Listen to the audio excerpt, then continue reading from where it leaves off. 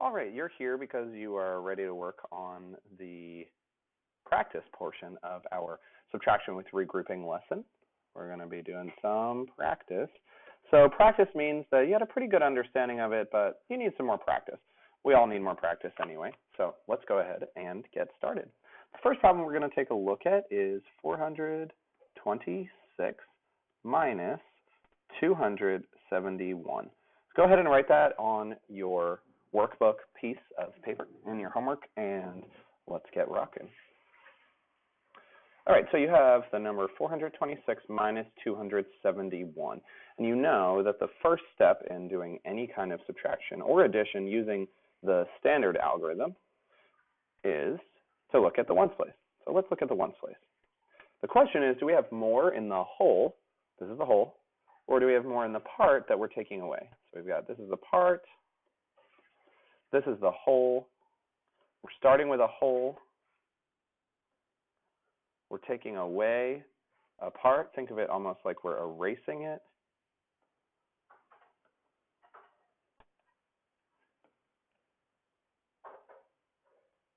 Take away a part, and then we're left with the other part. So let's look at this. So 6 minus 1. If I've got 6 of something and I take one of it away, yeah, I definitely can. 6 minus 1 is just a quick, cool 5. Okay, so I did my ones place. Now let's move on, and we're going to look at the tens place. So again, now I've got two tens, and take away 7 tens. If I've got 2 of something, can I take 7 away? Let's just draw 2 tens over here just to imagine this real quick. 2 tens, 1, 2, there. I can't take 7 away. Let's get rid of that, get it out of our way a little bit. Okay, so I'm going to need to regroup. I'm going to go next door to the hundreds, cross out this 4. It now becomes a 3. And I'm putting 100 over into the tens place. So this 2 becomes a 12. So now I've got 12 minus 7. Well, 7, I count up 1, 2, 3. That gives me 10. And then I count up 2 more, and it gives me 5. So 12 minus 7 is 5. And now I look at the ones place, and I've got 3 minus 2, and I know that that's just 1.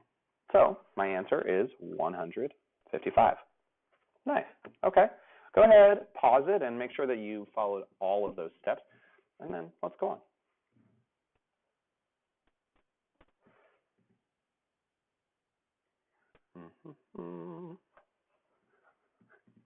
Okay, let's take a look at the next problem.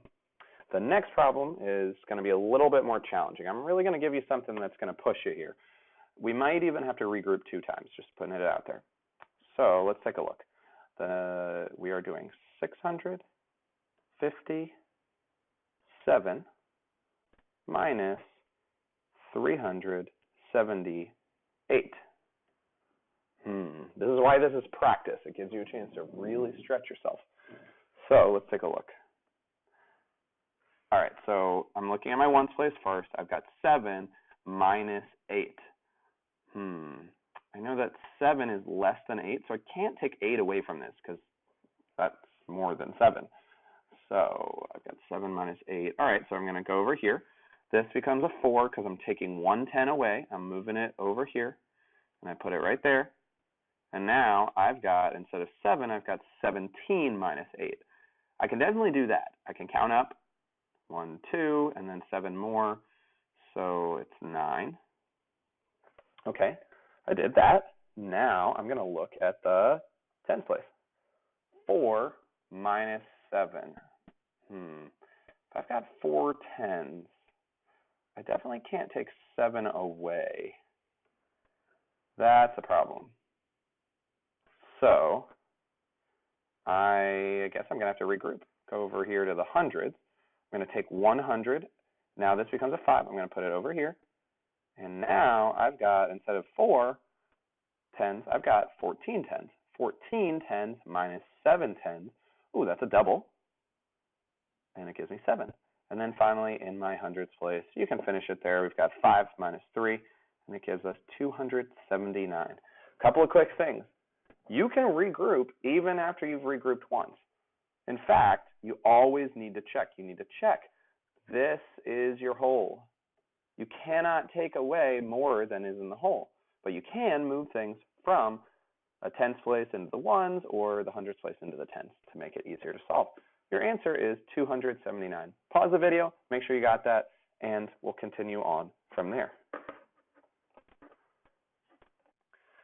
All right, so you worked through those problems with me. You did that on your worksheet, and now you're going to get down to doing your Envisions work. So today's objective was I will subtract 3-digit numbers using the standard algorithm.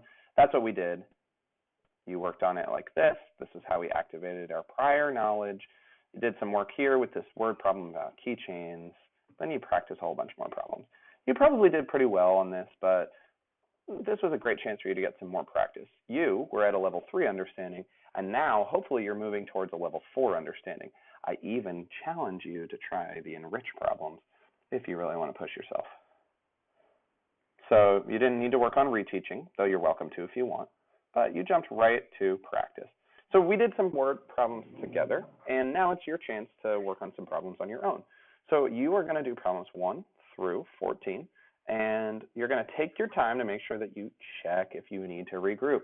Look at that ones place. Ask yourself, can I take a part away from this whole? Will that work? And if it doesn't, make sure you go next door to the tens or the hundreds and regroup. Enjoy. Go ahead and get started, and I will see you in school.